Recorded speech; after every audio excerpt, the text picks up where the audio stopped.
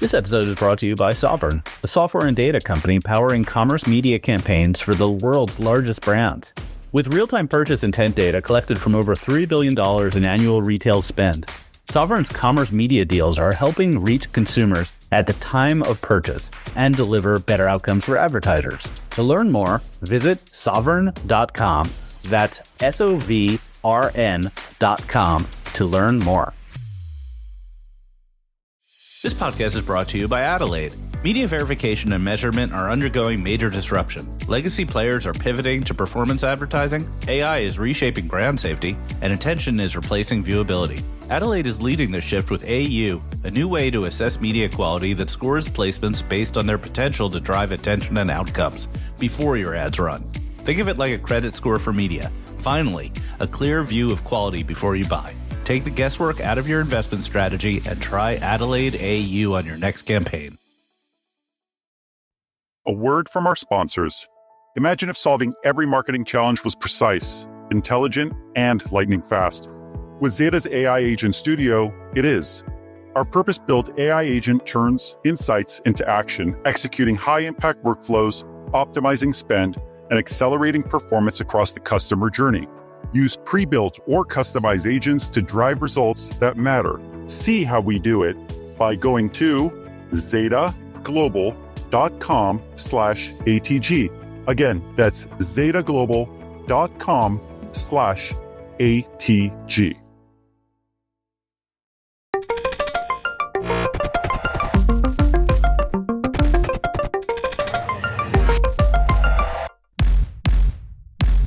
Welcome to the Marketecture Podcast. This is Ari Paparo. We have a special episode today. It's called an emergency episode. Get out the sirens. I'm not sure how to describe it, but yesterday, as of the recording of this on Wednesday, the remedies in the Google search case came out, and Judge Metta effectively let Google off the hook. We'll hear more about that. And so we want to do a special episode with myself and the primary author of the Monopoly Report, Alan Chapell, who is an expert in all of these things, privacy, regulatory, et cetera, antitrust, and we're going to go through the ruling, what it means, and et cetera. And then we'll have a second episode this week on Friday where Eric and I go through our news of the week, and it's been a newsworthy week.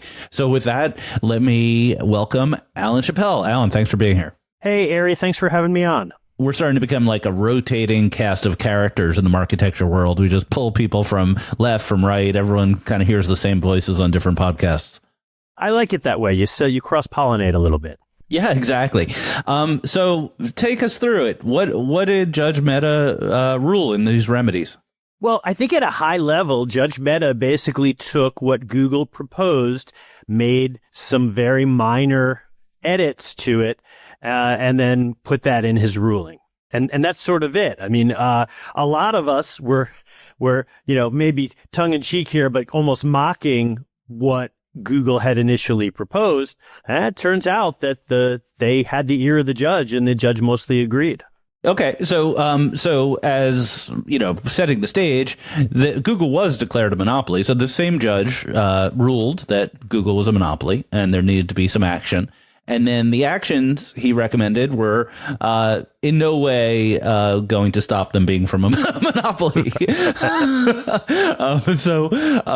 Let's run through it one at a time. So first we have the headline: Chrome is not being spun out. Yeah, well, the judge basically decided that pulled precedent from the Microsoft case, 25 years ago, and basically said that a divestment was not in the cards. And there was a couple of rationale for that. I think they, decided that, the plaintiffs, the DOJ and the states, failed to meet the heightened, what they call clearer indication of a significant causal connection. So in other words, I think that they're saying that the Chrome browser in and of itself was not the thing that caused the monopoly, which is sort of true.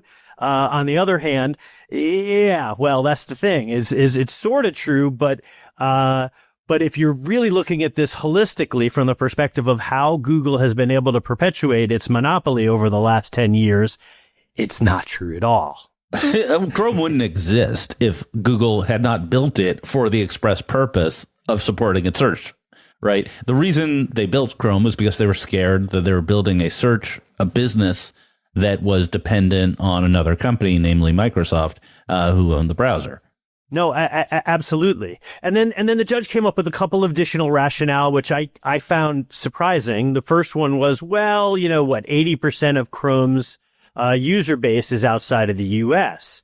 And, in an America first world that we seem to be living in, I was really surprised by that because, well, for one thing, it's very clear to me that the European Union and the UK and a bunch of other places were sort of waiting for this announcement or this decision to come out, and then they were going to react. So the idea that Judge Metta has said, well, you know what? We're not going to divest Chrome because it impacts the rest of the world in such a big way, to me, felt a little bit like an abdication on his part. Yeah, and there's a good contrast here because, correct me if I'm wrong, but in the ad tech case, Judge Brinkema found that the abuses were global, so that the same rationale won't work in the ad tech case. Yeah, that's a really good point. And so, some silver lining, I suppose, and that argument isn't going to play well with Judge Brinkema. Right. But in this case, which I still think was more important to the health of the larger digital media ecosystem, the judges basically said, no, we're not going to divest Chrome. And what that means is that we're going to be back in antitrust court at some point. I don't know who's going to be bringing it because there's a separate discussion to be had about whether this DOJ is really super interested in pursuing these types of charges. Khan and Cantor have clearly left the building. All right, let's get back to future activities later in the pod. Let's go through current. So Chrome's off the table. The Android just off the table entirely. Android wasn't explicitly asked for by the DOJ. They said it was contingent, and the judge just threw that one out. No reason to even dwell on it here. The surprising one is the distribution deals. In my opinion, this is the surprising part, because the headline from the case was that Google pays Apple something like $28 billion a year for distribution. And in the testimony in the case, folks like Microsoft said it didn't matter how much they paid. They couldn't get that slot because their search wasn't good enough. They didn't monetize it enough. And so this payment is a unique ability of Google to maintain their position and their monopoly. And the judge just sort of didn't do anything about it, right? The judge just said, no, if we remove the payment, it will be devastating. He didn't say devastating, but it'll be problematic for Apple and the OEMs and the browser makers, and it would save Google money. So we're not going to prohibit this payment.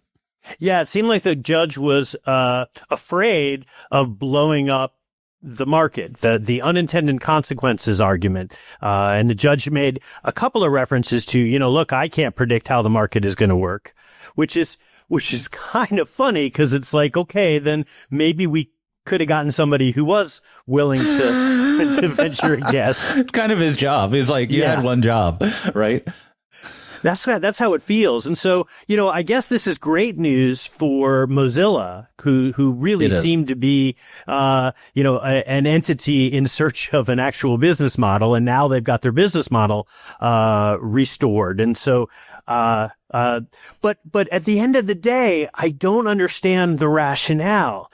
If the goal here is to prevent Google from continuing its dominance over the larger ecosystem, well, okay, you've now set up a situation where they're continually, they're able to continue to buy their way into distribution and into perpetuating the dominance of their search product.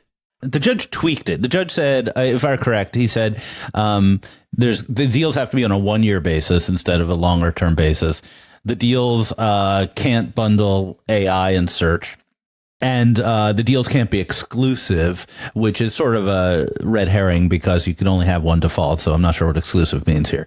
Did I get that right? Yeah, I think that's exactly it.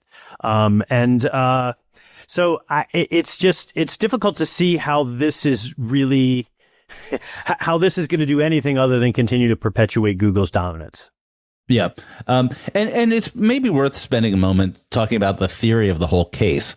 The theory of the case is that effectively search has this flywheel effect where the bigger you are, the better you get at search, and the better you are at search, the more you monetize, and the more you monetize, the more you can pay for distribution. So it's a kind of a complex argument. But we've been talking about distribution. So the two distribution allegations, Chrome being a monopoly and payments, the judge did effectively nothing about, which is, a little shocking to me, but, let's talk about data then. So on the data side, there was quite a bit of testimony that said from folks like Microsoft that said that there's this enormous data advantage that Google sees more searches, so they get better at search. An example is like long tail searches. Like if somebody searches for, I don't know, like a cafe in a certain neighborhood in a rural area of the country, Bing has never seen that search before, so they haven't trained on it, so the results are not as good. I'm a little skeptical about this argument in general, but the judge seems to have taken this one as the heart of his remedy. So what is this data sharing thing, and how's it going to work? Well, yeah. So I think it starts with there's a concept of a qualified data user. I forget exactly what the term it was, but there's a group of entities who are going to get some access to data.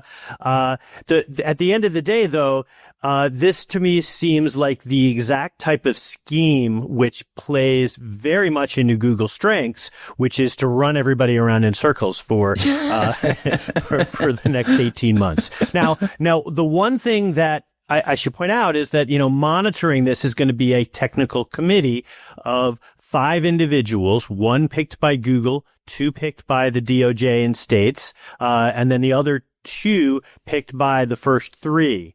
So the good news there is that this technical committee is going to have a fair amount of power, and it seems like it's going to be difficult for Google necessarily to dominate this technical committee.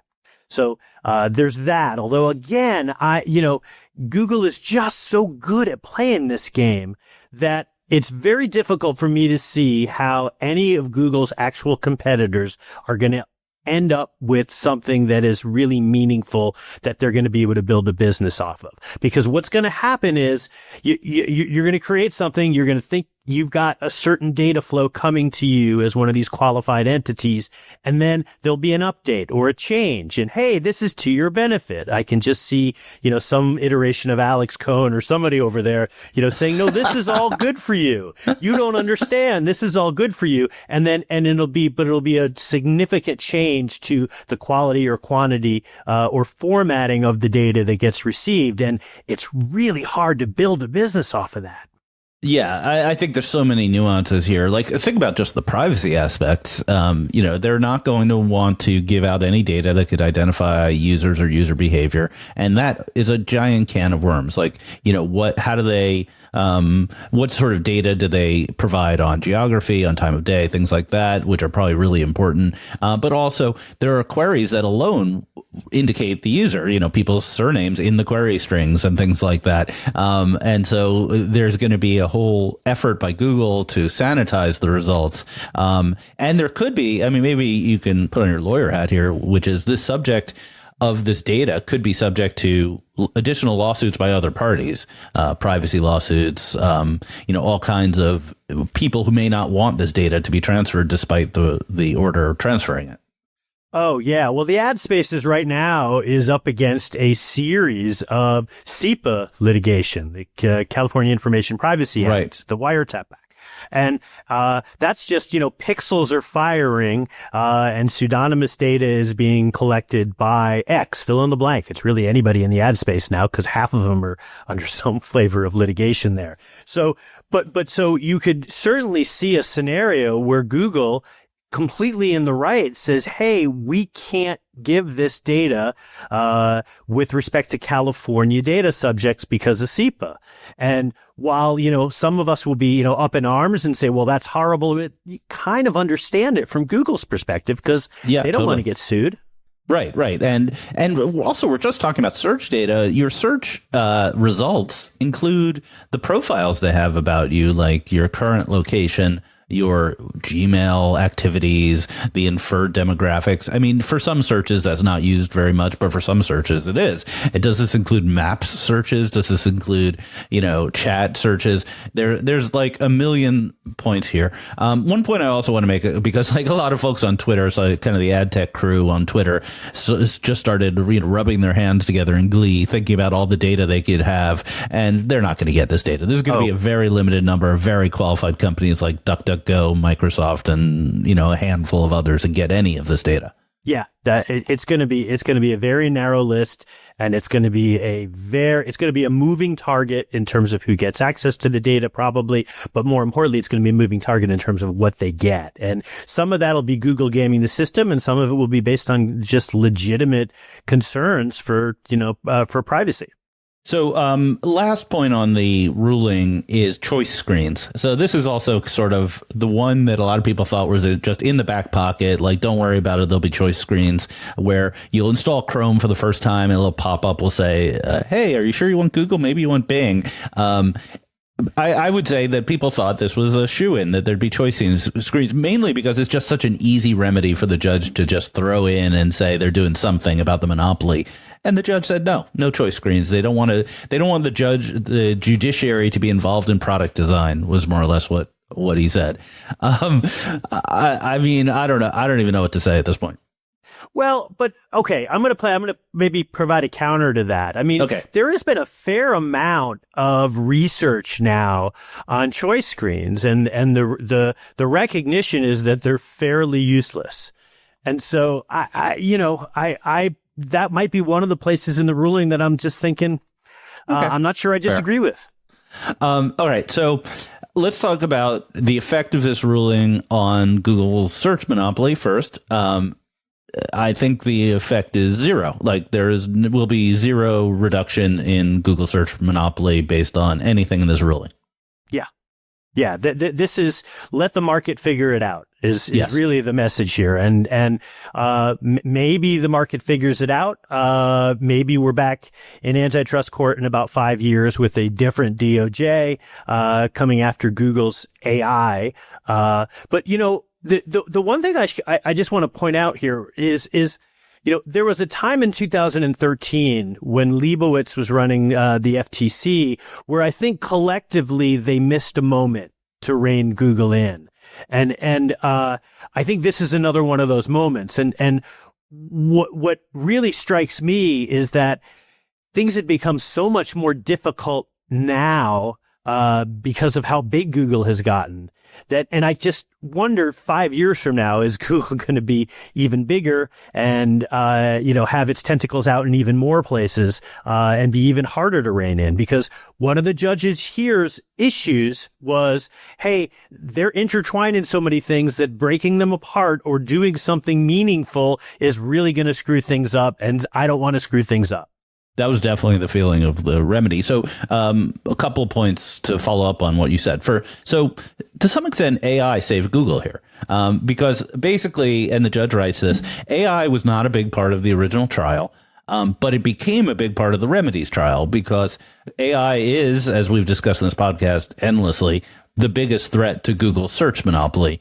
And so is this a good judicious ruling? Because the biggest criticism of antitrust historically has been they fight the last battle, that they go after IBM right when the mainframe is dying, and they go after Microsoft just as the internet's starting. And now they're going after search just as search is becoming irrelevant. So maybe the judge is smarter than the rest of us and took the right road here. I actually disagree with that. I think that the way that the DOJ was trying to set up the ruling or trying to set up the remedies was specifically to address an AI world and to prohibit Google from enjoying the fruits of their search monopoly in AI. So look, I can't get inside of the Judge Metta's brain here, but in my view, that there was an opportunity to push antitrust law into the next thing and to be maybe a little bit more forward looking. Now, that begs the question that maybe antitrust law is not the right remedy for what ails the larger digital media marketplace. But boy, I don't know. We're running out of things because there's no Section 230. Privacy law certainly isn't doing a whole heck of a lot. Yeah. If antitrust law isn't going to save us, then what's next? Right. Well, but there were some changes to the way Google's allowed to do business with Android. I think they voluntarily changed some of their policies to be less bundled between the Google services and search and Android. And the change to the default browser requirements that is in the ruling sort of cracked the door open for AI to be treated differently. But the reality is that if AI is able to take 10 or 15% share from Google over the next year or two, which would be a massive change in the market. That would be more effective than anything the judge would have recommended. Yeah, fair point. We'll see how all that shakes out. But Google still has a near insurmountable advantage given the distribution points via Chrome. Okay, well, I guess stepping back from putting on our economics hat, is search a natural monopoly? Meaning a natural monopoly more or less is defined as a business where its scale is so important that you can only have one company that wins. And I think that's Google's argument more or less is that it's not their fault they have a monopoly. It's just the only way you could run search successfully. Yeah, I'm skeptical of that. I think that's just how it worked out, but I don't see any reason why a number of entities could not have been more successful in search. And now we can point the figure at Microsoft.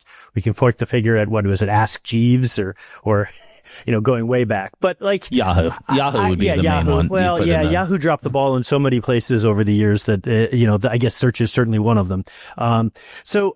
Yeah, fair enough. I am skeptical of that as an argument. And even when it comes to AI, people who are smarter about this stuff than me on the business side are already telling me that there are certain AI engines that are better for certain things. And so certain types of queries that just lend themselves better to because of probably the input data and because of how the algorithm works. And so I am hopeful that despite this ruling, we can end up with, an AI world where that's just more than one company providing it. So a couple times this conversation, you've referred to the future antitrust cases and the DOJ. So I want to push back on a couple things, or at least explore a couple things. First thing is, do you think that the DOJ phoned in this remedies? Do you think under the Trump administration, this new DOJ is less supportive of this case and that this outcome was more about the prosecution than it was about the judge, or am I reading too much into what you're saying? I think you might be reading too much into it. If you look at what was initially proposed by the Cantor DOJ and what was now proposed by the Slater DOJ under the Trump administration, they're almost identical. I think there was one quirk in the indexing part of the proposed remedies, but that's sort of minor in the grand scheme of things. Yeah. And so, I don't think that argument really holds water. Where I think where you're going with this that does hold some water is, how much does the Gail Slater DOJ really want to fight this? And judging by the celebratory press release, there's certainly evidence that maybe they don't want to fight this.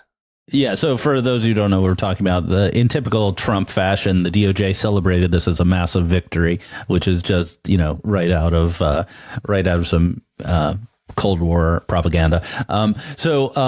Okay. So next steps, is Google going to appeal or do they just settle? And wouldn't it be funny if they did? I mean, that would just be the ultimate chutzpah move, right? It would. They never take their foot off the gas, though. I can't imagine them settling. So I think that they're probably right this second counting on the DOJ to appeal. But if that doesn't happen, I wouldn't rule it out. But boy, I think you take this deal. Yeah. Yeah, take the deal, right? Both sides just take the deal, right? We can't do these podcasts the rest of our lives. It's time to end this thing. No, we've got other things to focus on. What are the other shoes to drop, though? So you said 5 years from now, there'll be another antitrust case. Do you think it'll be the same antitrust case? Can you run the same play? Or are you thinking like future developments will be an AI case or something like that? And also, what's the role of civil antitrust and or state? Okay, so when I talked to Jonathan Cantor a while back, and name dropping. Yeah, I know. You like that humble brag? When Jonathan Cantor and I were just, hanging out. But I think he made a really good point, which is that, look, as you're approaching these types of cases, there are any number of ways that one can go, and you have to, pick a lane to a certain extent, or pick a horse or a couple of horses that you really, really want to go after. That ultimately is, I think, going to end up being a problem in the ad tech case because I don't think they focused enough on the buy side. But we can have a separate pod for that. Okay, yeah. But I think that. But I think that, there were a bunch of different ways they could have gone. They could have focused more on Android. There's not a lack of areas for a DOJ to come after Google. And then number two, and this one I won't name drop. Number two, the DOJ had to come back to the bar with Microsoft, 3 times, 4 times before they got something that was even. And then the FTC went after them, and then the DOJ went after them, right? Yeah. Yeah. And so these things, it's really difficult to get this kind of thing right, where I think, where I think that we're in a little trouble here, if we were hoping for some flavor of a breakup or meaningful remedies, where we're in trouble is that it's not clear that this DOJ has the intestinal fortitude or just the will to keep coming back. Right. Right. And I do think that the environment with AI ascendant really does call into question what you would do with search. It is a pretty tricky issue, and I think both you and I had written about this in separate newsletters about how hard it was to come up with a good, satisfying remedy in this case. And I think that proved, to be a stumbling block for the court. Yeah, in retrospect, it's always very easy to Monday morning quarterback this stuff, particularly as a Jets fan. At the end of the day, they picked a case that was a very good classic antitrust case to prove. And Judge Metta's initial opinion said, yeah, this is a classic antitrust case. Google is a monopolist. But on the back end, when they went for remedies, it's a much, much harder thing, because what do you really do here? Now, I'm of the mind that the current ecosystem is so broken that I'm okay with blowing everything up. But I do want to be somewhat sympathetic to the idea that a judge who's not super steeped in this stuff might be reluctant to blow things up. Yeah. Okay. Last point. The ad tech remedies are coming up on September 22nd. I will be down in Virginia reporting on them. Is there any carryover effect here? The two cases are pretty separate, but there is a vibe shift. Is there any overlap? I don't think so. It's a different court. It's a very different judge. This judge has already said that the remedies or that the case is global. So I don't think so. I do think that there's a little bit of a vibe shift now, because I think, but that's really on us, or on those of us commenting here. I don't see that Judge Rinkham is looking at this and going, oh, well, I might as well do nothing too. It could change Google's opinion about settling. We've long said, I've said it many times that I think Google isn't going to consider settling until they have all the cards on the table between multiple cases. And the fact that this card turned up an ace for them, you could kind of game theory it out, but it could make it easier to settle ad tech, because they won't feel like they're going to get swept away in a giant tide of breakups. they could isolate the ad tech one, which I think we all think they would be fine settling in some form. Yeah, I think that's a really good point, Ari. We'll see. But I do think, really at the end of the day, a lot of us have speculated that Google doesn't really want to stay in the network advertising business. And so, if that's true, we're going to find out, because now would be a really perfect time for them to try to move beyond this. Yeah, absolutely. And it was reported separately by Reuters just a couple days ago that the EU is no longer looking at a breakup of the ad tech assets, that they're looking for a fine instead. I'd missed that article, but if that's kind of a little bit surprising and maybe has some geopolitical questions related to it, but it was kind of interesting. Yeah, well, this gets back to my point about it being a global, the concern around it being a global settlement. It seemed really clear that the EU was waiting on the US. Yeah. But now we've got the EU, who clearly has blinked in the face of the Trump administration showing its teeth, and are really reluctant to come after the big US tech companies. And so now the next question is the U.S. Congress going to step in? And that's a whole other thing. I think there's going to be hearings. Well, the America Act, but then there's some anti-preferencing stuff coming from the Judiciary, the Senate Judiciary Committee. I think there's going to be hearings. I don't think there's going to be any action in 2025 for sure.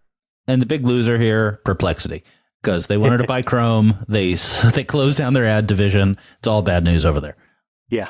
All right. So if you don't already, please subscribe to the newsletter at monopoly-report.com that Alan writes every week. It's really excellent. I'll be taking over a little collab for the 2 weeks of the Remedy trial, where I'll do my daily snarky opinions from what I hear in the courthouse. That should be a lot of fun. And then also the Monopoly Report podcast is really excellent. Alan's got top tier talent coming on every week, talking to him about stuff. Who've the recent guests been on the Report podcast? Well, next week we've got Tobias Juden, who is from Norway's Data Protection Authority, and we're going to talk about consent or pay. I've got John Leibowitz, who was the former head of the FTC back when in the previous skirmish with Google back in 2012, 2013. So I'm really excited to hear his thoughts on that. Despite what Alan just said, he has a lot of great, exciting guests. All right. Alan, thanks for joining us on this. I can't have Bill Wise every week, man. I know. That would be fun. Thanks so much for joining me on this emergency podcast, Alan. We'll be back probably Friday, so you may be getting 2 episodes this weekend with the news of the week that I'll be doing with Eric, as always. Thanks again, Alan. Thanks, Harry. Thank you for subscribing to Marketecture. New interviews are added every week at marketecture.tv and your favorite podcasting app.